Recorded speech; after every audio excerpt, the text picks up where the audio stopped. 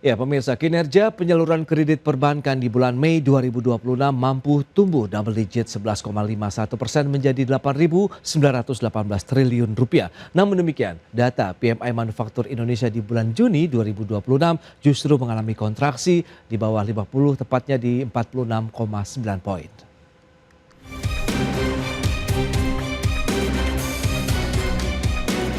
Data Otoritas Jasa Keuangan mencatat kinerja intermediasi perbankan di bulan Mei 2026 mengalami peningkatan dengan profil risiko yang terjaga. Kredit perbankan mampu tumbuh impresif hingga double digit di level 11,51% secara tahunan, menjadi sebesar 8.918 triliun rupiah. Sementara bulan sebelumnya hanya tumbuh single digit, yaitu sebesar 9,98%. Adapun berdasarkan jenis penggunaan, kredit investasi menjadi penopang penyaluran kredit perbankan sebesar 21,95%. Kemudian diikuti kredit modal kerja sebesar 8,09% dan kredit konsumsi 5,89%. Sedangkan berdasarkan kategori debitur, pertumbuhan tertinggi terjadi pada kredit korporasi sebesar 18,39% secara tahunan dan kredit UMKM tumbuh 0,60%. Sementara Bank BUMN tumbuh tertinggi yaitu 15,98%.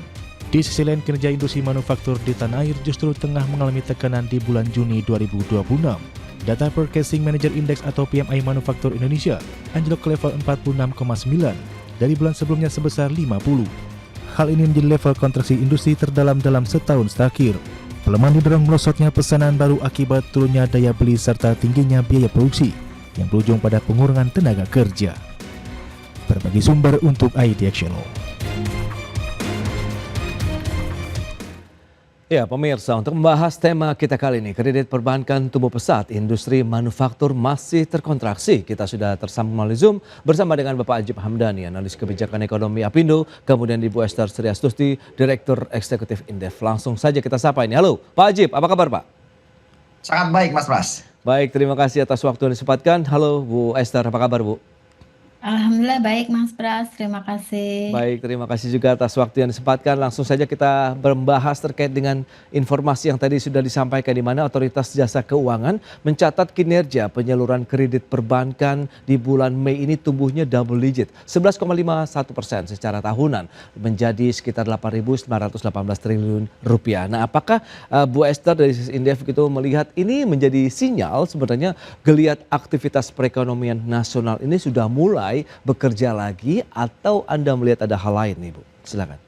Ya, saya mengapresiasi ya dengan insentif yang diberikan pemerintah untuk mendorong kredit ke sektor real. Namun demikian kalau kita lihat PMI-nya itu Oke. menunjukkan angka 46, artinya di bawah 50, ini kan berarti ada kontraksi. Hmm, Artinya di sini di mana peningkatan kredit perbankan tidak selalu berarti ekspansi bisnis gitu ya. oke. Karena sebagian kredit tersebut justru didorong oleh pinjaman misalnya dari untuk investasi, kredit modal kerja dan kemudian konsumsi.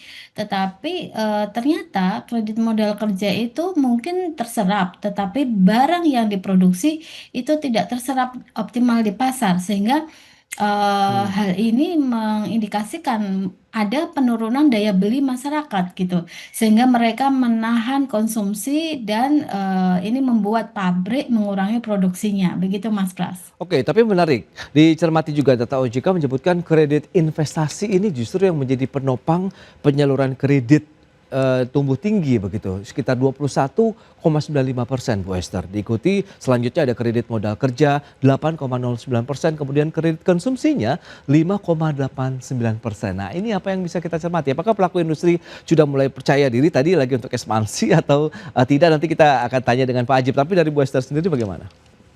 Kalau saya ini melihat karena ada hubungannya dengan pelemahan nilai tukar juga. Oke. Karena kalau dengan adanya depresiasi rupiah terhadap US dollar ini membuat biaya bahan baku impor ini juga membengkak.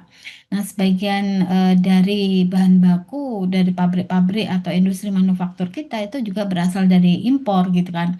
Nah, sehingga ini juga menekan margin keuntungan gitu, yang menyebabkan pabrik terpaksa melakukan efisiensi ya dan menahan ekspansi, begitu Mas Pras. Oke. Nah, langsung saja kita tanya nih pelaku usahanya bagaimana? Pak Ajib, Anda melihat seperti apa kalau memang tadi dari sisi pengajuan kredit investasinya tumbuh di bulan Mei begitu, tapi di satu sisi ada PMI manufaktur yang juga justru mengalami kontraksi. Nah, sebenarnya kondisi real yang dialami teman-teman dari pelaku usaha tuh yang seperti apa sih? Apakah mereka atau teman-teman pelaku usaha saat ini sedang memang tengah mengajukan kredit tapi belum digunakan kah? Atau mungkin Anda melihat tadi ada tahanan juga yang membuat mereka mungkin wait and see begitu nih, Pak Ajib? Iya, memang begini Ya, Mas Pras, kalau perlu kita cermati juga memang ada sebuah anomali dan paradoks yang agak unik nih terakhir ini. oke, Kalau kita berangkat dari dua indikator makro yang ada, yang pertama berbicara masalah tingkat suku bunga acuan nih. oke, Mas Pras bisa bayangkan bulan Mei Juni kemarin secara paralel dan 3 kali berturut-turut itu Bank Indonesia itu menaikkan tingkat suku bunga acuan sebesar totalnya itu 100 basis poin ya. dua puluh oke, lima, ya, 50 dan 25. Yang tadinya 4,75 sampai sekarang pun menjadi 5,75. Jadi artinya sekarang pun Bank Indonesia sedang agresif menaikkan tingkat suku bunga acuan. Itu data pertama. Data kedua tadi Mas Pras juga sampaikan dan Mbak Esther tadi juga mention hal tersebut bahwa PMI manufaktur kita ini sepanjang tahun ini mengalami konstruksi paling dalam, bahkan mencapai angka 46 setelah bulan sebelumnya itu di angka konservatif di angka 50, di angka ya, tengah-tengah. Tapi kemudian ketika pada bulan selanjutnya mencapai 46,9, itu justru menunjukkan bagaimana tingkat keyakinan produsen itu sedang agak lemah. Karena PMI manufaktur itu kita lihat ada dua hal yang buat itu mengalami konstruksi dalam, Mas Pras. oke, Pertama itu adalah karena memang tingkat permintaannya itu sedang melemah. Yang kedua itu adanya peningkatan HPP atau harga pokok penjualnya atau COGS-nya itu sedang naik. Nah, kondisi ini kemudian membuat proyeksi bahwa pertumbuhan ekonomi kita ini akan cenderung landai. Tapi kemudian ada data menarik nih bahwa ternyata kredit perbankan itu tumbuhnya itu double digit, lebih dari 11%. Ini betul, kan angka yang sangat menarik sebenarnya Mas Pras. ya, Nah, kalau kita lihat sebenarnya begini, eh, kita melihat kemungkinan besar ini lebih dipicu karena adanya penempatan dana pemerintah ke Bank Himbara ya terutama ya. Karena oke, tahun ini itu kan target mereka bahkan yang tadinya mau ditarik 200 triliun itu bahkan sekarang malah ditambah. Sehingga kemarin kalau kita lihat dari Pak Menteri Keuangan menyampaikan itu kira-kira di angka 500 triliun. Nah, kalau kita sandingkan informasi dari Pak Menteri Keuangan yang menyampaikan bahwa ada 500 triliun dana SAL, sisa anggaran lebih dari pemerintah yang akan ditaruh di Himbara, maka tentunya ini akan menjadi blessing in disguise buat perbankan. Artinya begini, perbankan ini kan kalau kita lihat data loan to deposit ratio itu juga sebenarnya masih di bawah 90% sebenarnya Mas Pras, di angka kira-kira 86%.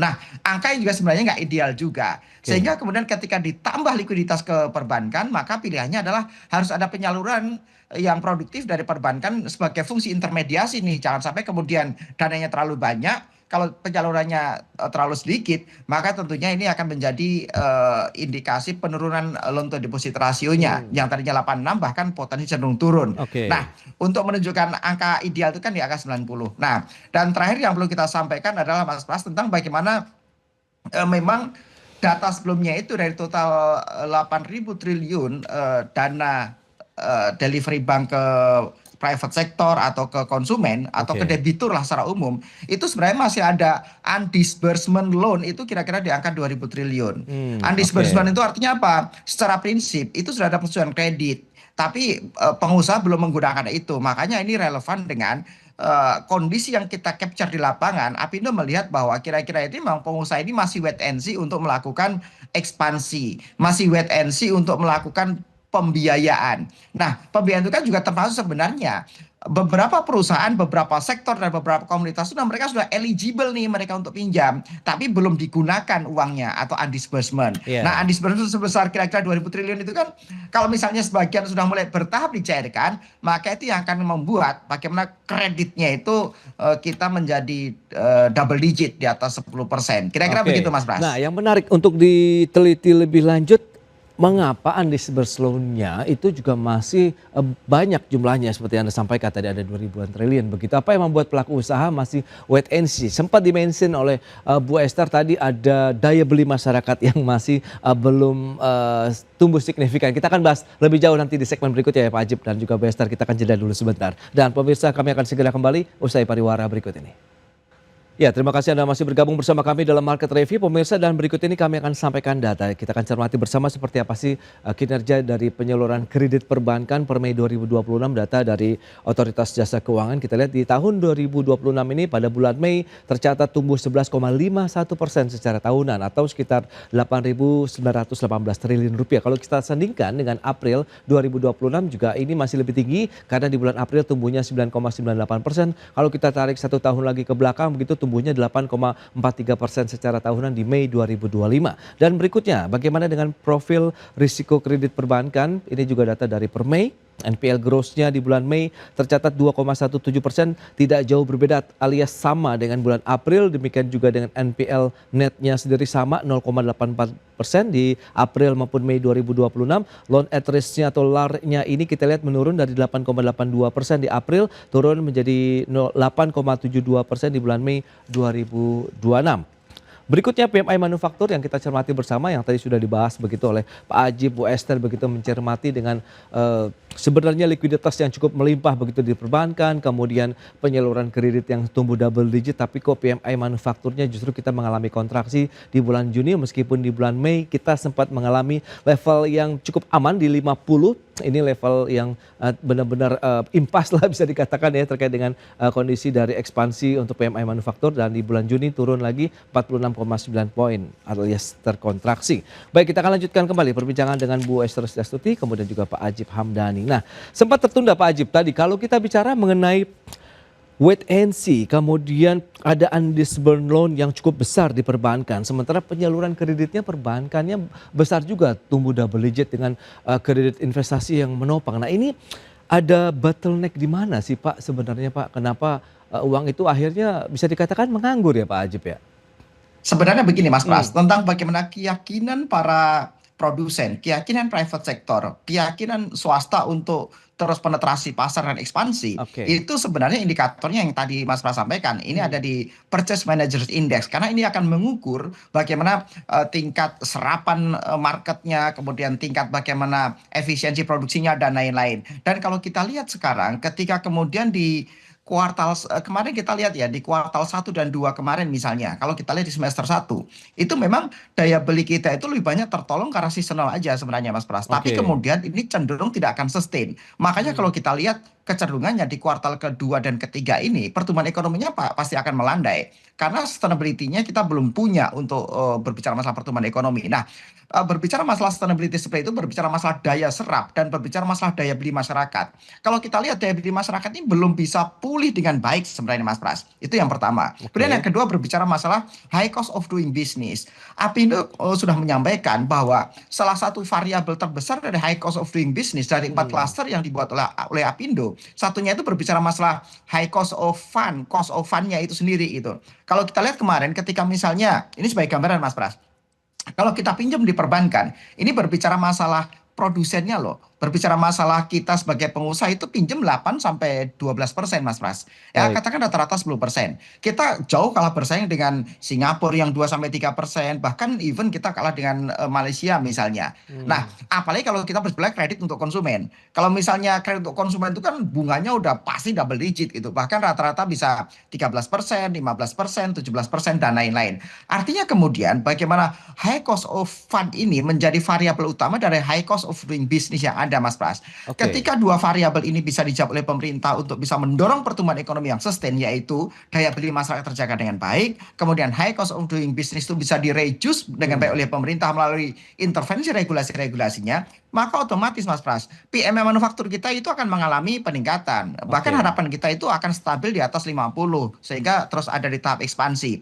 Ketika bisa tahap ekspansi, berarti itu mencerminkan Mas Pras, bagaimana serapan dan daya beli masyarakat itu bisa kembali dengan baik, dan satu sisi yang lain, bahwa memang produksinya kita itu sudah mengalami efisiensi. Ketika produksi mengalami efisiensi Mas Pras, udah otomatis setiap barang dan jasa yang diproduksi oleh Indonesia itu mempunyai daya saing yang bagus. Karena kita ini kan bukan sedang bersaing di internal kita aja, bukan produksi di Jawa Tengah bersaing dengan Jawa Barat bersaing dengan Jawa Timur, bukan. Tapi bagaimana kita bisa bersaing dengan Vietnam, bisa bersaing dengan Kamboja, oke, bisa bersaing dengan Thailand, apalagi dengan China, dengan negara nomor 2 besar dunianya, kira-kira begitu. Jadi sekali baik. lagi yang diharapkan dunia usaha adalah bagaimana pemerintah mendorong intervensi regulasi yang pro dengan pertumbuhan. Satu data terakhir Mas Pras, yang perlu kita cermati juga. Coba kita lihat clustering dari kredit yang double digit itu yang mencapai 11%. Karena kalau kita lihat di data di awal tahun 2026, itu dari kredit lendingnya itu dua terbawah itu justru sektor manufaktur dan sektor yang mengengage banyak pelaku usaha termasuk UMKM, pertanian, perikanan, dan lain-lain. Bayangin dua klaster terbawah yang harapan kita bisa memberikan Baik, leverage paling utama di pertumbuhan ekonomi oke. justru menjadi dua klaster terbawah yang mendapatkan kredit. Kira-kira begitu Mas Pras. Baik, ini dia. Kalau kita lihat dengan tadi ada beberapa poin yang dicermati, high cost of doing business, kemudian high cost of fund. Nah, Bu Esther, Anda melihat dua poin ini, apa yang bisa kita lihat begitu? Apakah memang ini yang menjadi the bottlenecking kalau bisa dikatakan begitu? Apakah memang ini menjadi satu hal yang perlu dicermati, tadi butuh perhatian dari pemerintah? Apakah ini menjadi concern juga dari tim the bottlenecking yang dibentuk juga oleh Kementerian Keuangan? Atau Anda melihatnya bagaimana nih, Bu Esther?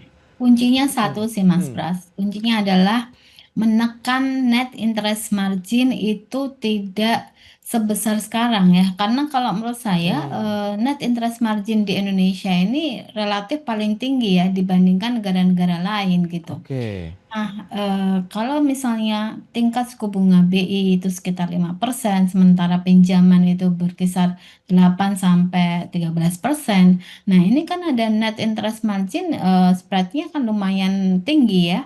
Oke. Katakanlah 13 atau 12 dikurangi 5 gitu kan. Hmm, Nah, ini relatif tinggi, 7% kan net interest margin-nya.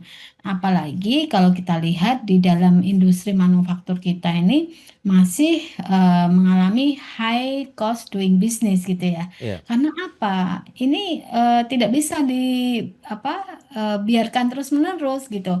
Kalau ini dibiarkan terus-menerus, maka yang terjadi adalah pelemahan atau kontraksi PMI ini semakin dalam gitu. hmm, Karena kalau kita lihat dan cermati lagi di industri manufaktur itu tidak hanya biaya produksinya tinggi ya, ditambah lagi fluktuasi nilai tukar ya, hmm, volatilitas yang sangat volatile gitu ya.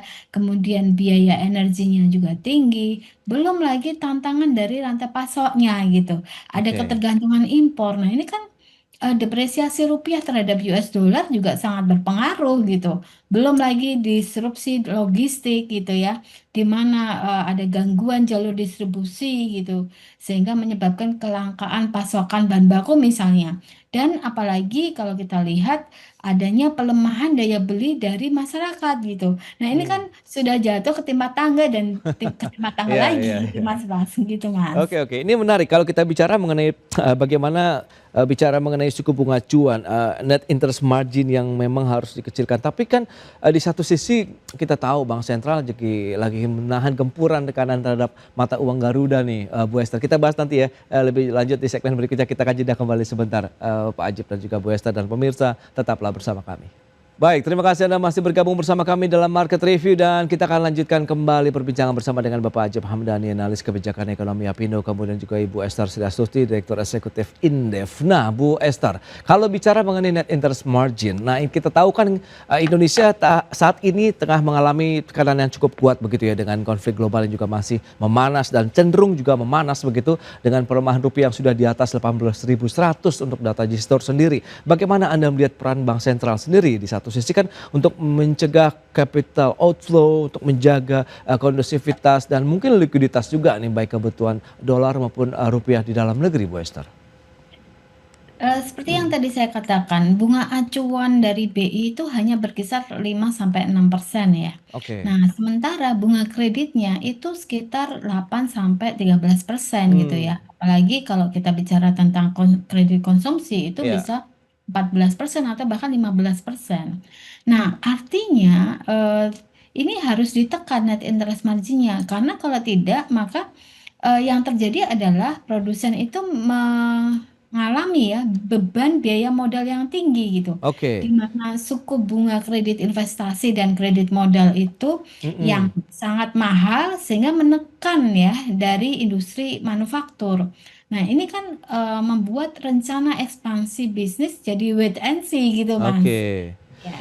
Nah, tapi kalau misalnya dengan upaya perbankan mungkin bisa menekan begitu atau profitabilitas ataupun likuiditasnya sendiri dari perbankan itu memungkinkan tidak sih? Mengingat kan tadi kita sudah bahas dari awal begitu dana perbankan ini sebenarnya sedang melimpah untuk disalurkan melalui pinjaman ataupun pembiayaan kepada berbagai pihak begitu ataupun konsumen perbankan sendiri, Bu Esther.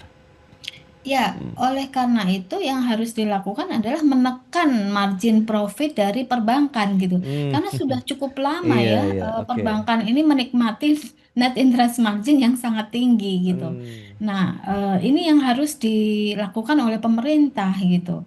Jadi tidak bisa menjadi satu pihak saja ya, tetapi oke. harus ada moral suasion atau kalau perlu ada regulasi untuk menekan net interest margin. Hmm, Di sisi lain ketika, perbankan itu, tidak memberikan insentif untuk melunasi atau percepatan pelunasan kredit, ini juga, problem juga gitu. Karena, hmm. sebagian besar kredit yang akan dilunasi lebih cepat, itu biasanya dikenakan penalti gitu. Oh Jadi ya. skema yang tidak menstimulasi untuk percepatan ini ya, pelunasan kredit gitu, itu juga Oke. problem gitu, Mas Bra. Baik baik. Nah, Pak Ajib, lantas sebenarnya yang diharapkan dari pelaku usaha itu apa? Kaitannya dengan suku bunga pinjaman yang rendah atau mungkin kalau Anda harapkan tadi ini masih lebih tinggi dibandingkan dengan negara-negara tetangga, serendah apa sih yang diharapkan yang akan bisa menggerakkan lagi roda perekonomian? Tapi apakah itu bisa menjamin juga dengan tantangan daya beli masyarakat juga yang masih tertahan, Pak Ajib?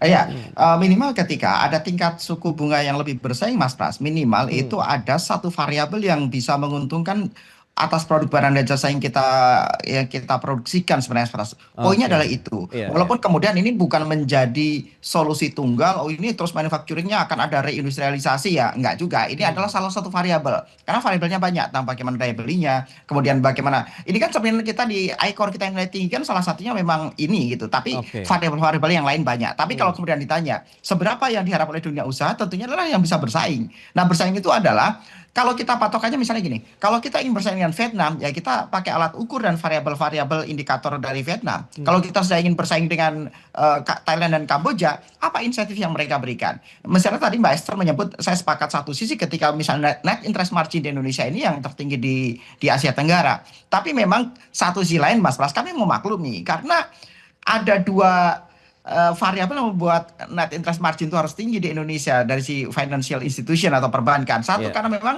dana pihak ketiga kita itu mahal. Kemudian yang kedua, bahkan tingkat suku bunga SBN kita juga nilainya tinggi kan. Ini kan berbicara rebutan dana masyarakat nih. Kemudian Iya. yang kedua, ini berbicara masalah premi risiko gitu. Karena kan NPL kita juga tinggi, terus bagaimana eh, tingkat UMKM kita ini juga masih banyak yang belum eligible di perbankan, sehingga ketika masuk perbankan cenderungnya malah justru jadi NPL dan lain-lain. Artinya Hmm. ketika premi risikonya tinggi, otomatis akan menaikkan dan mengharuskan NIM-nya juga naik. Kira-kira begitu Mas Pras. Jadi sekali lagi, ini diharapkan dunia usaha adalah seluruh high cost doing business itu bisa direduce, Oke. dan salah satunya berbicara masalah tingkat suku bunga acuan. Tapi sekali lagi harapan kita adalah bagaimana tercipta sebuah iklim yang kondusif baik dari si financial sector maupun dari private sector. Demikian Mas Pras. Itu dia, berarti memang harus menciptakan iklim investasi yang cukup kondusif kalau memang tadi private sector, kemudian juga dengan pemerintahnya juga, tapi di satu sisi perlu dukungan juga dengan ramuan-ramuan kebijakan fiskal moneter yang tepat sasaran juga begitu ya Pak Ajib dan juga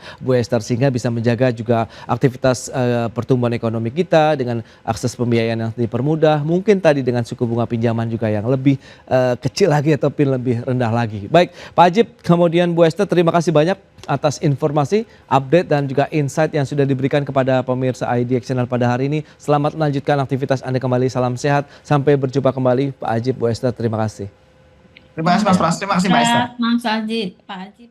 Ya, pemirsa, Amerika Serikat dan Iran kembali terlibat saling serang sepanjang akhir pekan lalu dan sebelumnya serangkaian serangan antara Amerika Serikat dan Iran selama beberapa hari terakhir telah menyebabkan Presiden Amerika Serikat Donald Trump menyatakan berakhirnya gencatan senjata. Amerika Serikat dan Iran kembali terlibat saling serang usai Presiden Amerika Serikat Donald Trump menyatakan berakhirnya gencatan senjata. Pada hari Minggu kemarin, pasukan Amerika Serikat dan Iran saling melancarkan serangan menggunakan rudal dan drone. Dalam serangan ini, Iran menargetkan fasilitas militer milik Amerika Serikat di negara-negara Timur Tengah dan menutup jalur pelayaran di Selat Hormuz. Sebelumnya, serangkaian serangan antara Amerika Serikat dan Iran selama beberapa hari terakhir menyebabkan Donald Trump menyatakan berakhirnya gencatan senjata secara lisan. Meski begitu, Trump tetap membuka pintu untuk negosiasi lanjutan. Komando Pusat Amerika Serikat mengatakan militer Amerika Serikat telah menghantam 140 target militer Iran pada hari Sabtu.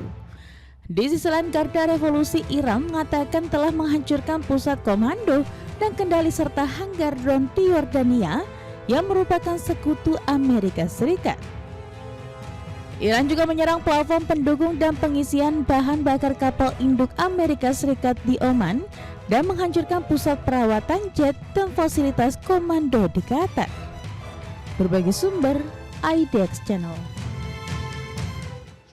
Ya, pemirsa, untuk membahas tema kita kali ini, efek domino perang lanjutan Amerika Serikat Iran terhadap ekspor nasional, kita sudah tersambung melalui Zoom bersama dengan Bapak Handito Juwono, Kepala Sekolah Ekspor Nasional, dan juga Bapak Teguh Rijasya, pengamat hubungan internasional dari Presiden University. Langsung saja kita sapa nih. Halo, Pak Handito, apa kabar? Kabar baik Mas Pras, kecuali hormusnya nih jelek lagi nih. Terima kasih atas waktu yang disempatkan. Pak Teguh Rijasya, apa kabar Pak?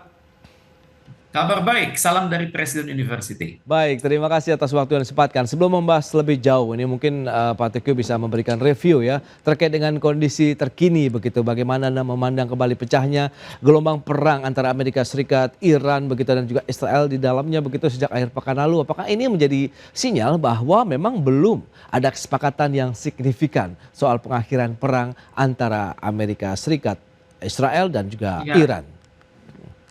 Tepat sekali, ini perang telah berlangsung sejak tanggal 28 Februari silam saat Israel dan Amerika Serikat itu membumi hanguskan Iran secara melanggar hukum internasional.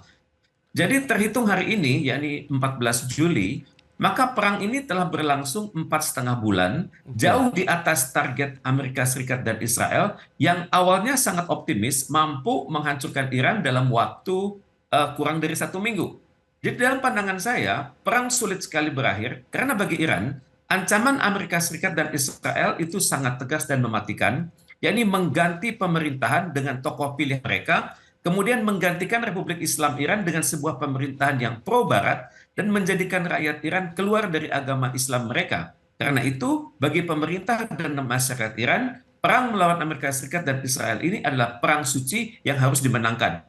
Sebaliknya bagi Amerika Serikat dan Israel, Iran itu harus ditumbangkan karena hanya Iranlah satu-satunya kekuatan di Timur Tengah yang progresif dan revolusioner dan mampu menghalangi terbentuknya sebuah mimpi Amerika Serikat dan Israel, yakni membangun sebuah kawasan Israel Raya yang terus meluas dan menguasai semua negara di Timur Tengah.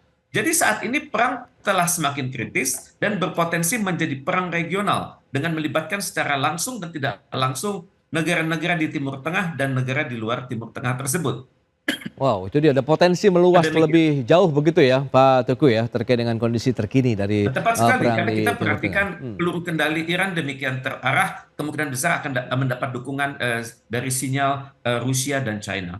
Oke, nah Demikian. dari Sekolah Ekspor Nasional, Anda melihat bagaimana nih kalau kita cermati tadi perang yang kembali meletus begitu dan ini kan dikhawatirkan kejadiannya tidak berbeda dengan waktu sebelumnya begitu di mana harga energi global meningkat, Selat Hormuz kembali lagi mungkin akan ditutup. Nah, bagaimana ini juga dampaknya terhadap kinerja ekspor nasional kita terutama ya ke wilayah-wilayah sekitar yang memang melewati Selat Hormuz ini, Pak Andito.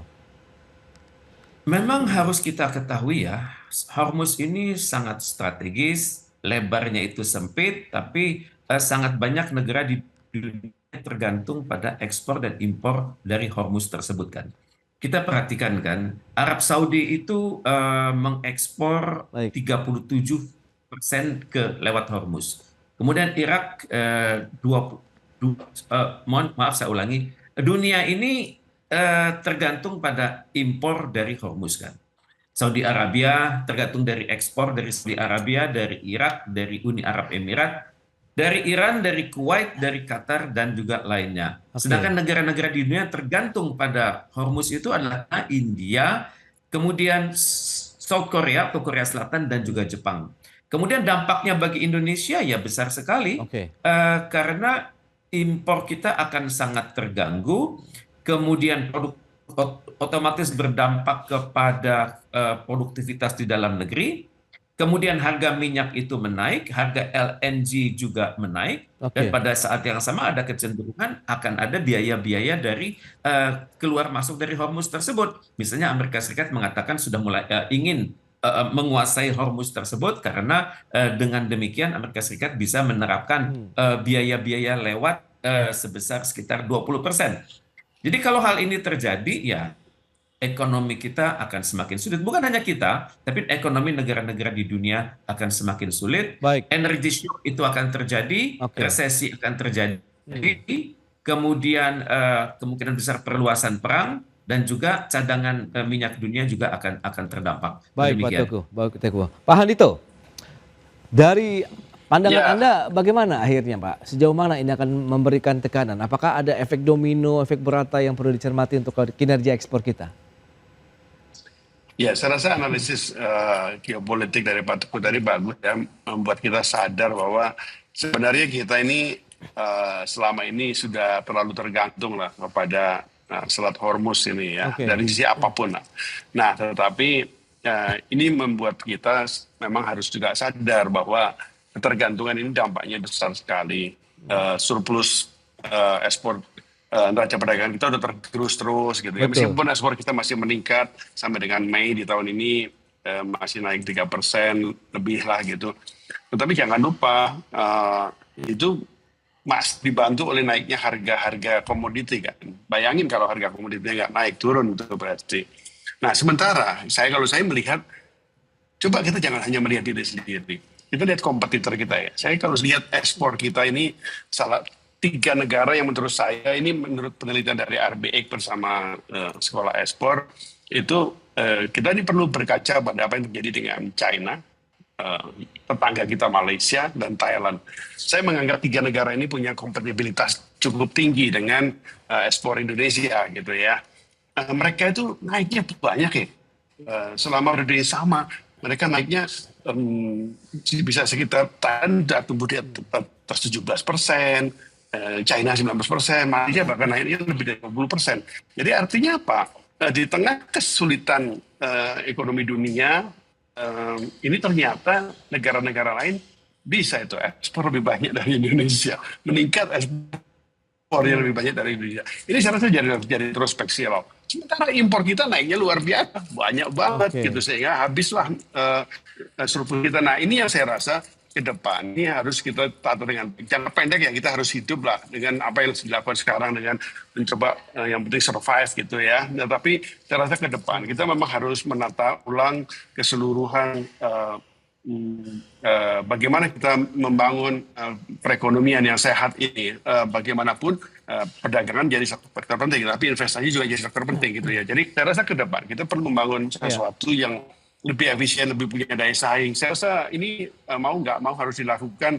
Kalau istilah kami di RBX itu ini kita harus mulai membangun, memperbesar konglomerasi ekspor gitu ya. Jadi Ekspor harus dibangun dari sebuah integrasi ekosistem yang baik sehingga kita mampu bersaing.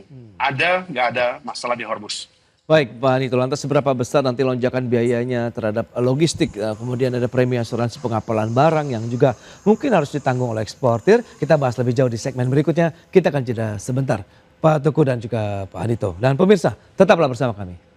Ya, Anda masih menyaksikan Market Review pemirsa. Berikut ini kami akan sampaikan data seperti yang bisa Anda saksikan di layar televisi. Kita lihat beberapa selat begitu yang memang menjadi jalur perdagangan yang paling penting begitu secara internasional. Ada Selat Malaka, ini dengan panjang sekitar 930 km. Kemudian ada Selat Magellan 570 km, ada Selat Bass sekitar 500 km, ada Hormuz 167 km dan Singapura, Selat Singapura di 113 km. Baik, berikutnya komoditas utama dengan pengangkutan apa saja yang melewati Selat Hormuz yang saat ini memang akhirnya menjadi proksi atau mungkin senjata bagi Iran begitu ya untuk bisa menahan gempuran dari Amerika Serikat dan mungkin negara-negara sekutunya. Ada minyak mentah, kemudian LPG, LNG, produk minyak olahan, kemudian bahan kimia dan pupuk di mana ya rata-rata ini memang menjadi kebutuhan Indonesia juga begitu ya. Baik, kita akan lanjutkan kembali perbincangan bersama dengan Bapak Teguh Rejasya, pengamat hubungan internasional dari Presiden University, kemudian juga ada Pak Hanito Jono, Kepala Sekolah Ekspor Nasional. Nah Pak Hanito, lantas kalau kita bicara seberapa besar akhirnya lonjakan biaya logistik, kemudian premi asuransi pengapalan barang yang mungkin juga akhirnya harus ditanggung oleh eksportir begitu akibat pecahnya perang ini Pak? Ya, memang peningkatan biaya yang ditanggung oleh sebenarnya importir duluan yang paling banyak di Indonesia itu sebenarnya itu besar sekali. Tapi itu dampaknya kepada ekspor karena kan sebagian besar ekspor Indonesia apalagi yang bahan bakunya ya manufaktur kan bahan bakunya juga dari luar negeri ya. Tuh. Nah tetapi sebenarnya yang lewat Hormuz kan lebih banyak minyak gitu, minyak gas gitulah ya. Jadi nah ini dampaknya besar sekali. Kita bersyukurlah sebenarnya pemerintah masih berani, saya mengatakan berani luar biasa menahan cornya harga gas gitu ya. Saya apresiasi lah bagaimana pemerintah berjuang sebisa mungkin untuk supaya tidak menjadi beban yang besar buat industri di dalam negeri. Nah tetapi ini kan ada batasnya juga ini. Ini ada batasnya. Maksud saya ini kenaikan biaya sudah nggak terhindarkan lagi. Kita nih kalau di dunia usaha sudah ngitungnya yang penting masih bisa hidup aja ini. Sudah kita nggak ngomong profit gitu ya. Kecuali yang dari eksplorasi tambang dan sebagainya ya masih bisa hidup.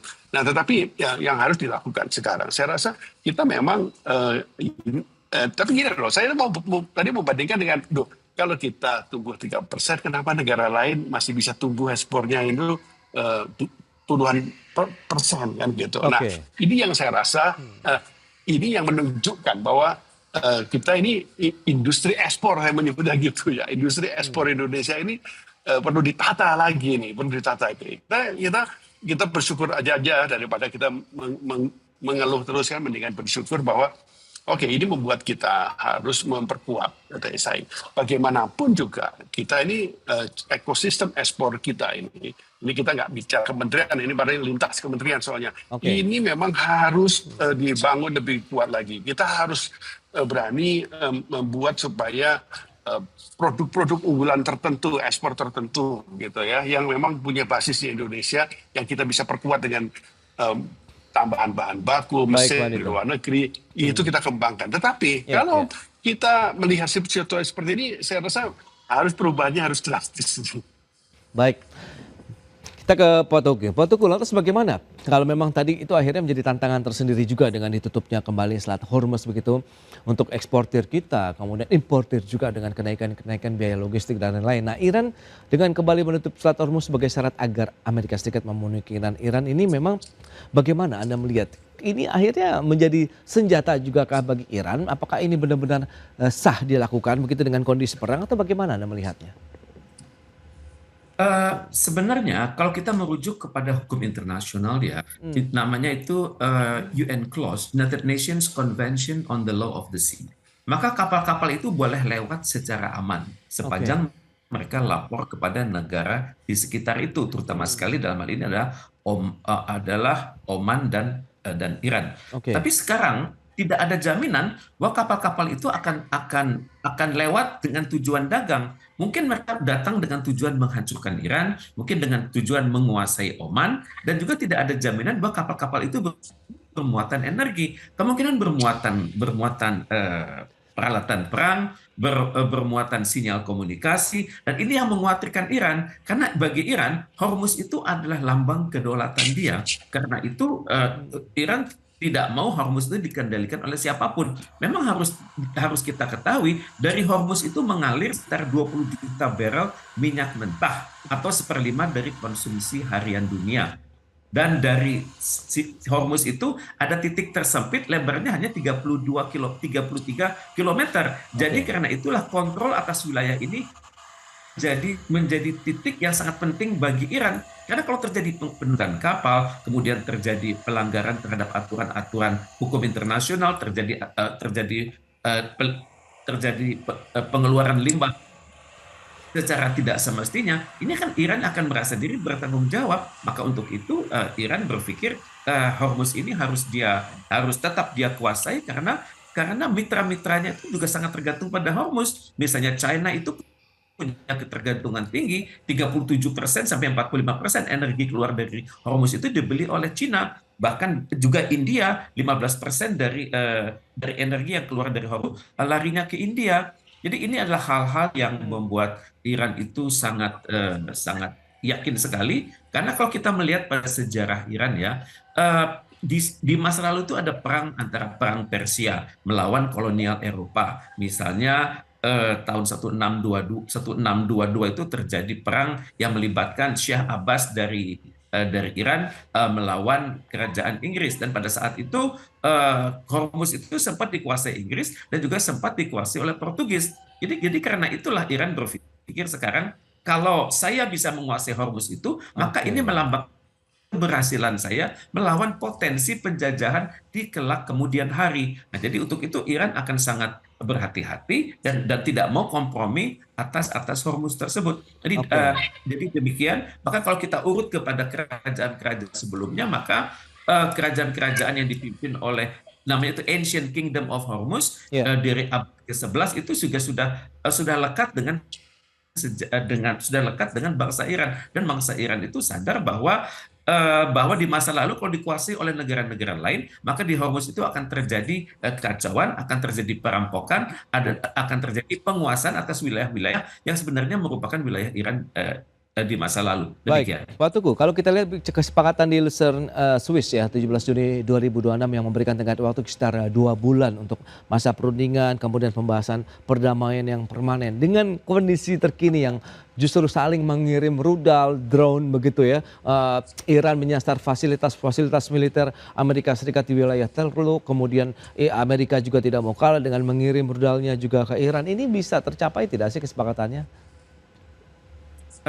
Akan semakin sulit ya, karena Donald Trump berada di bawah tekanan ya.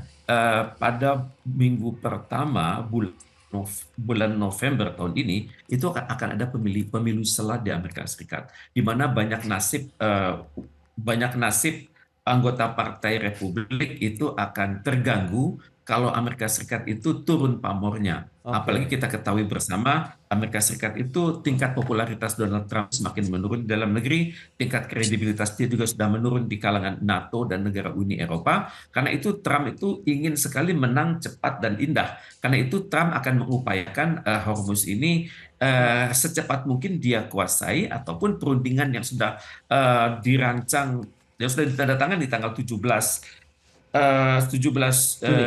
Juni lalu itu segera beroperasi. Jadi kita berada pada suatu kondisi di mana Amerika Serikat itu ngotot dan Iran itu bertahan, dan Iran itu siap untuk berperang untuk jangka panjang. Jadi dalam hal ini saya berpikir seluruh butir-butir kesepakatan yang sudah dibuat di Lucerne itu ada 14 itu akan sangat sulit dicapai, dan untuk itu ya waktu sudah semakin dekat. Kira-kira itu dekat dengan hari ulang tahun kemerdekaan Indonesia 17 Agustus. Diharapkan sudah ada hasil, tapi kalau semakin dekat tidak ada hasil ya krisis akan semakin berat. Demikian. Baik Pak Tugu. Dan Pak Hanito, lantas bagaimana Anda melihat situasi ini? Apakah eksportir akhirnya akan tetap memilih misalnya memaksimalkan ekspor negara-negara negara tujuan yang tradisional kita kah begitu, atau kita mencari alternatif lain begitu menjadi salah satu solusinya begitu Pak Handito?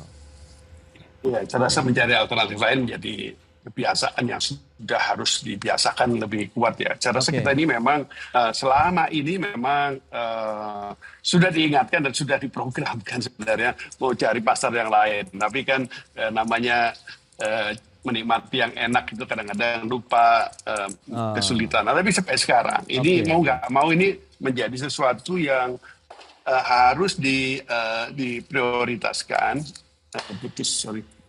Yang harus diprioritaskan untuk kita mencari pasar yang baru. Artinya begini, kalau kita melihat sekarang ini ketergantungan kita kepada, kalau Hormuz ini kan lebih banyak ke biaya sebenarnya. Kalau ekspor kita ke daerah Afrika, Timur Tengah, ke Eropa sana, itu kan relatif lah nggak terlalu besar meskipun itu potensinya banyak ya. Tapi bahan bakunya ini yang bahan setengah yang menjadi penggerak dari produksi kita ini yang terganggu sebenarnya. Nah, tapi yang jangan lupa ini kan seluruh dunia jadi harganya jadi mahal. Nah, ini yang saya rasa harus diantisipasi. Menurut saya sekarang tidak cukup hanya dengan cari pasar yang baru, tapi menurut saya memang membangun ekosistem baru ekspor Indonesia yang suplai bahan bakunya kita tata dengan baik, kemudian prosesnya kita kelola dengan lebih efisien, kemudian kita harus sudah mulai. Saya melihat ini kesempatan baik juga menata kolaborasi antara negara dengan pelaku usaha ya.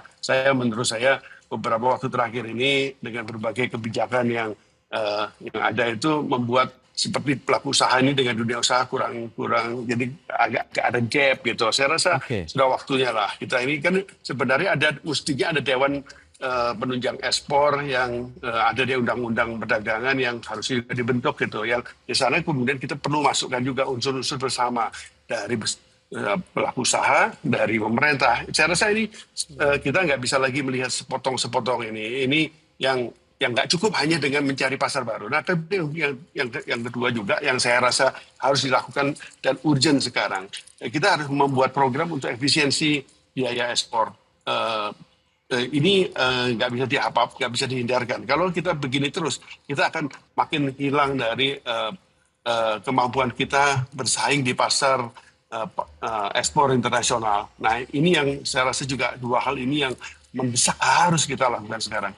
Baik, itu dia beberapa poin yang sudah disampaikan ya terkait dengan bagaimana membangun ekosistem baru terkait dengan eksportasi nasional begitu yang lebih efektif, efisien, kemudian bagaimana efisiensi biaya ekspor nasional ini juga akan nantinya meningkatkan daya saing dari produk-produk ekspor Indonesia di pasar internasional. Mengingat tadi sudah disampaikan oleh Pak Teguh bahwa potensi konflik ini masih akan panjang ya, mengingat Iran masih memiliki kemampuan untuk melakukan perang dengan jangka yang cukup panjang begitu ya. Itu dia beberapa informasi yang tadi sudah disampaikan oleh Pak Handito, kemudian juga Pak Teguh Rejasa. Terima kasih Pak atas informasi, update dan juga insight yang sudah diberikan kepada pemirsa IDX Channel pada hari ini. Selamat melanjutkan aktivitas Anda kembali, salam sehat. Sampai berjumpa kembali Pak Handito dan juga Pak Teguh Rejasa. Terima kasih. Ya, terima kasih. Baik pemirsa, 1 jam sudah saya menemani Anda dalam Market Review dan ikuti terus beragam informasi pilihan hanya di IDX Channel, TV bisnis nomor 1 di Indonesia. Saya Prasetyo Wibowo beserta seluruh kerabat kerja yang bertugas pamit undur diri. Terima kasih, sampai jumpa.